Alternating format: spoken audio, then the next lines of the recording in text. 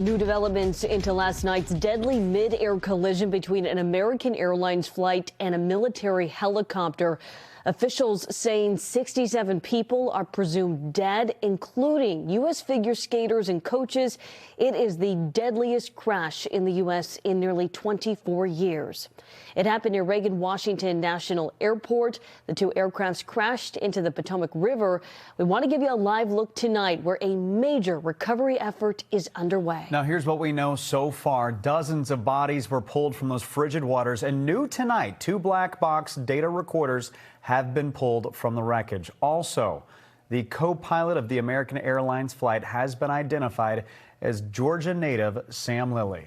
All right, thanks for joining us on this Thursday night. I'm Priscilla Casper. And I'm Colton Bradford. Reaction, as you can imagine, has been pouring in from all across the country after this unimaginable tragedy, including here in the Commonwealth to the deaths of 6 members at the Skating Club of Boston. First, let's send it over to Washington, D.C., where NBC 10's Eli Rosenberg is there with the very latest on the investigation into the accident. Eli, what are you learning tonight there?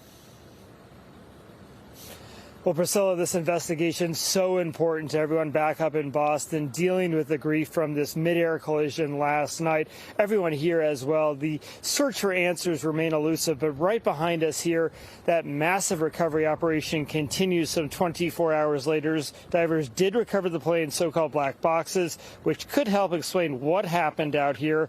Those recovery efforts continue. You are looking towards the Potomac River, where divers remain in the water tonight.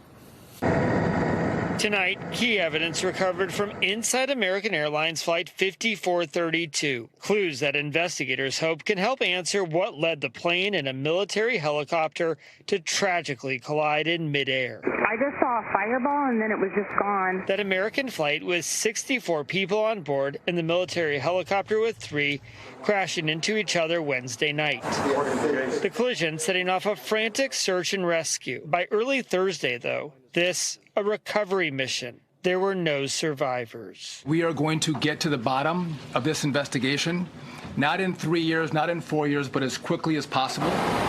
After some 24 hours in the water, divers on Thursday night locating the plane's voice data recorders. An early focus of the investigation, staffing inside the control tower. A source telling NBC News staffing at the Reagan Tower was not normal Wednesday night for the amount of traffic at that hour. Normally, one controller handles the planes while another controls helicopters. But Wednesday night, one controller was doing both. Also under investigation, the altitude of the plane and the helicopter. The controllers are overworked. They're doing forced overtime, and they're having a hard time replacing those individuals, even more right now than they are having to replace pilots. Experts tell us planes landing at runway 33, where American Flight 5432 was headed, usually fly between 400 and 500 feet, while helicopters could be flying beneath them, around 200 feet. We don't know what we know just yet. We do not know enough facts to be able to rule in or out human factor, mechanical factors. That is part of the NTSB investigative process. That gives you a sense of where the investigation stands tonight as the recovery efforts continue. Aviation experts say these investigations are complicated normally. Factor in the fact all of this is playing out in the Potomac River. Give you an idea of the conditions. The fire chief said the water is frigid. They're dealing with floating ice, a current as well. The NTSB has set up an area here for grieving family members, including those from Boston, to gather and grieve, meet with counselors. And the NTSB says it hopes to have a preliminary investigation in the next 30 days. Live at Washington Reagan Airport, Eli Rosenberg, NBC 10 Boston. Eli,